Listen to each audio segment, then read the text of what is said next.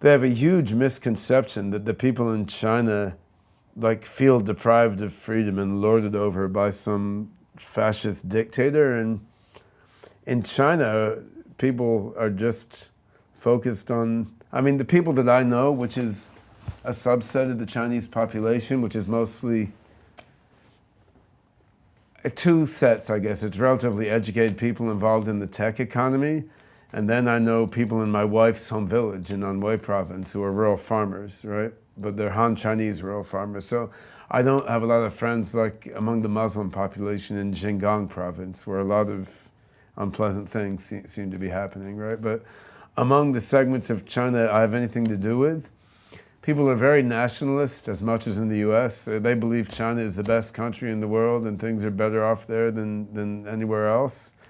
They think the government has pluses and minuses, but overall they're happy because it's been making China, richer and richer for their whole lives. And China is the most capitalist country on the planet. So I mean, the people there that I know are mostly concerned with how do I make more money, how do I start a new business and make it successful, and very family oriented. Like how do I take care of my parents and my kids, and they are not focused on politics. They would rather not think about politics or deal with it at all. They don't see the government as very intrusive into their lives. The thing is, the Chinese government, they want to support capitalist and entrepreneurial activity. They want to support people having, robust, happy, and healthy family lives. As long as you ignore politics, it doesn't feel heavy-handed in any way. If you try to do political organization, or if you put like in Chinese language something on the internet that's against the government, then you'll run into some unpleasant things from the Chinese government, right? But as long as you avoid that, which most people there are very willing to do, then very comfortable life, rapidly increasing wealth, and a really healthy entrepreneurial ecosystem. Like if you want to do a software startup, there's probably nowhere better on the planet than Beijing. If you want to do a hardware startup, there's nowhere better in the planet than Shenzhen.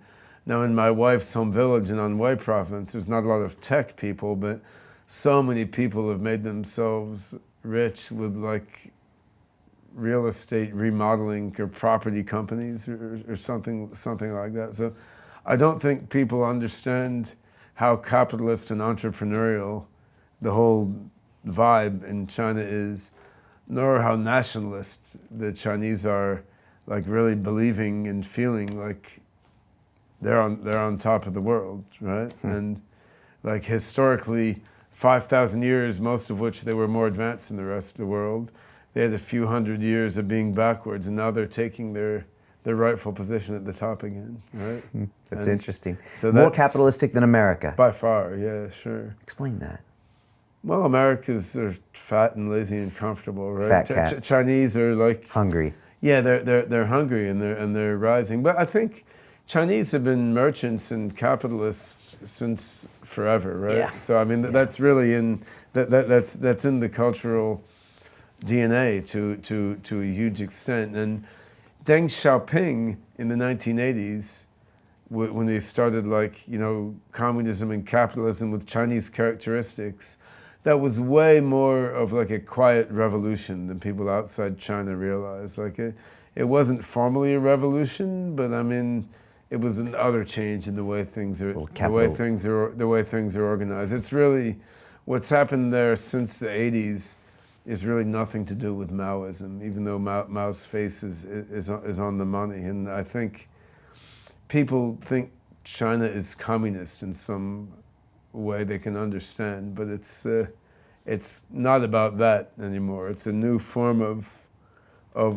government and a new type of like state-directed capitalism, which we just have no model for in the West. And one of the beauties of that system is, they're able to plan 5, 10, 20, 30 years in advance in a very coherent way. Whereas in electoral democracies, which I still prefer emotionally being an American, but in electoral democracies, it's hard to do planning beyond the election cycle, right? And that's a problem. China is into AI, they're into solar power and renewable energy, they're into robotics, they're into nanotech, and they're able to plan these things decades in advance in a coherent way. And that's a very significant advantage, right? China is run by engineers, whereas the US is run by lawyers, and the UK is run by morons, right?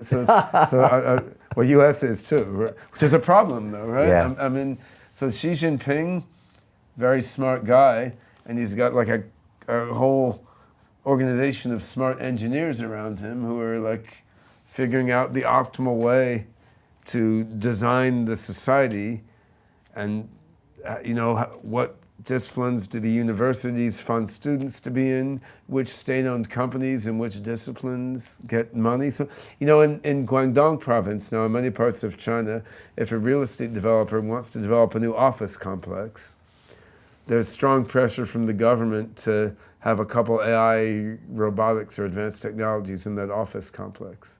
So this pushes the property developers to fund AI companies, so they'll have an AI company in their office complex, right? So the government just does all sorts of...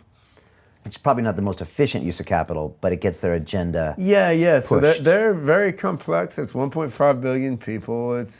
And there's still corruption and there's a lot of inefficiency there.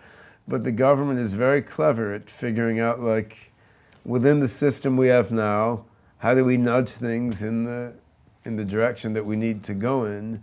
And it's not as top-down as you would think. So like this mechanism I just described now, on the one hand, there's some inefficiency.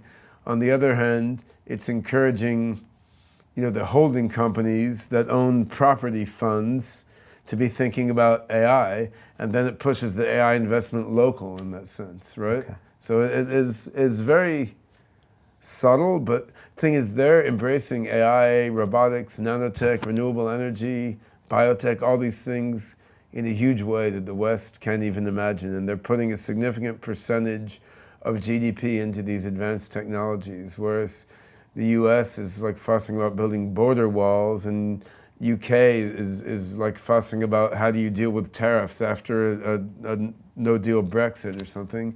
China isn't chasing its tail around in circles like that. China is thinking like, how do we dominate AI, nanotech, biotech, and robotics 25 years from now?